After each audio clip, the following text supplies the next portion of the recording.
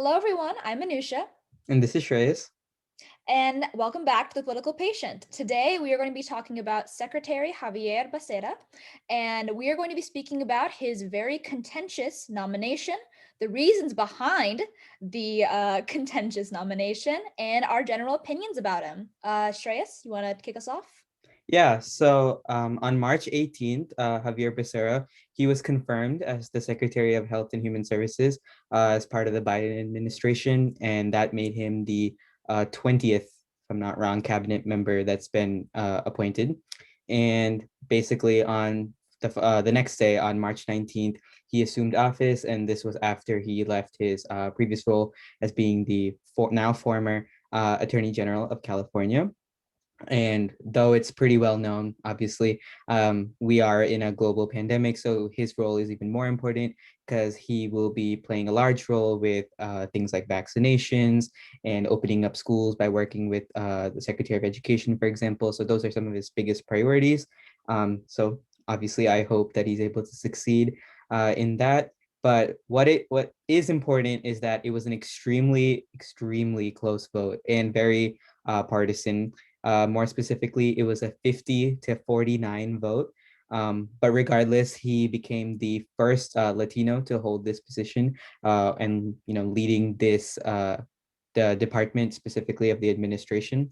Something to keep in mind is that Senator Susan Collins from Maine, who's a Republican, she joined the Democrats in this vote, making it a 50-49 vote. And then Senator Mazie Hirono from Hawaii actually did not vote. But regardless, something that we wanted to talk about was the fact that many Senate Republicans actually suggested the reasons that they kind of voted against him were his previous views and I guess comments on supporting abortion rights, but also the fact that he doesn't have any past like experience as like a healthcare professional.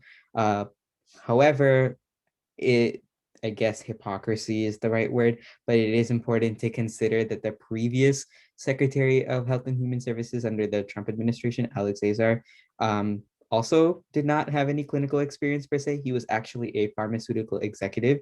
Fun fact, he raised drug prices and he influenced the country's health law in many different ways. But regardless, and the Senate Majority Leader currently, Senator Chuck Schumer, he actually criticized the GOP's arguments related to Secretary Becerra, and just kind of called them ridiculous. So I guess now I'm going to ask Ganusha, considering you've sort of analyzed his past career and experience and even his education per se, what do you think of the Republicans' comments and how Senate Majority Leader Chuck Schumer kind of reacted to that? Yeah, so the GOP argument that he doesn't have much healthcare experience and that he does support abortion rights are absolutely founded. And I will definitely point that out in his career. Secretary Becerra, as you said, was the former Attorney General of California. And previous to this, he was the member of the US House of Representatives from California. And the committee that he served on, which was used as his argument for why he could be an effective secretary, included the fact that he served on the Committee on Ways and Means, and he also served on the subcommittee for health.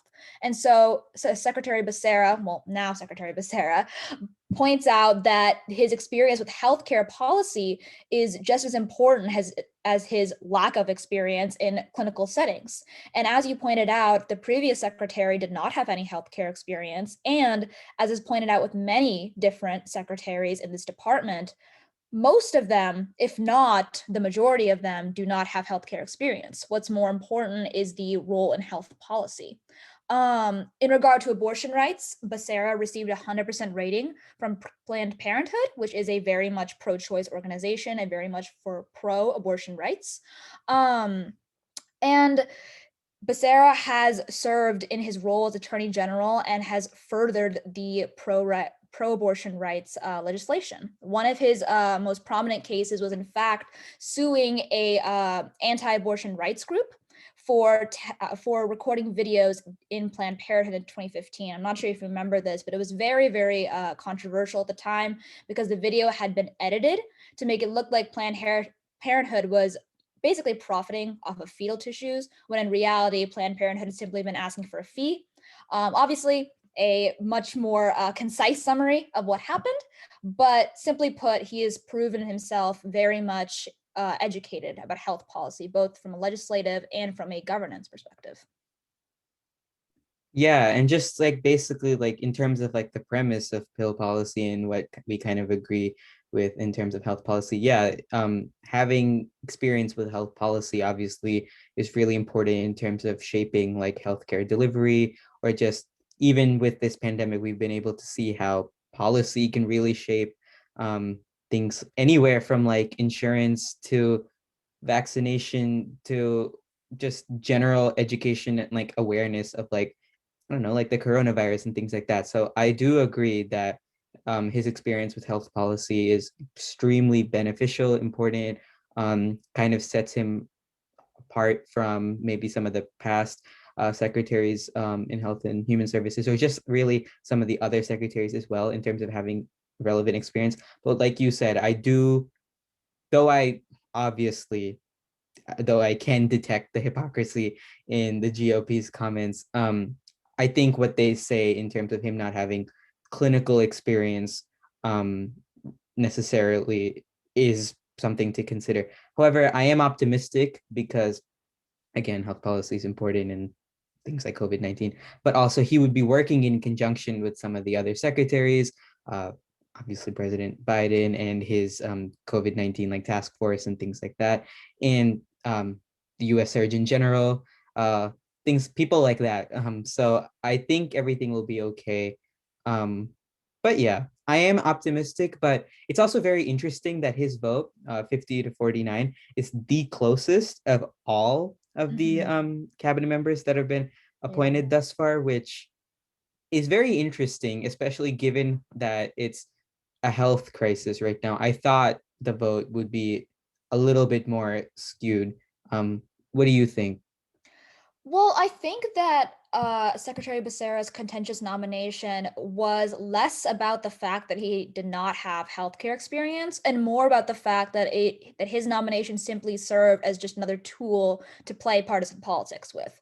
And this is a thing that we've particularly seen, especially in the Trump administration and now in the Biden administration, that the two parties are using these nominations, especially nominations that come with very powerful political power, and especially with the pandemic, one would hope that they wouldn't do that kind of stuff, especially with this kind of department, but they are simply playing political games. And I think that, and this goes for both Republicans and Democrats, I think that the reasoning for why his nomination simply wasn't as bipartisan as you might hope is less important than the fact that they saw someone that simply opposed most of their own political views and decided that that was the reason why he would not be nominated. I don't think that necessarily the pandemic was considered to the extent that I wish it had. You know what I mean? Like, I think that when it comes to certain political views, I think that right now the pandemic is the most important, and getting that resolved is the most important. And then perhaps we can have arguments later. But I don't think that we should be down to the wire on this kind of stuff, you know?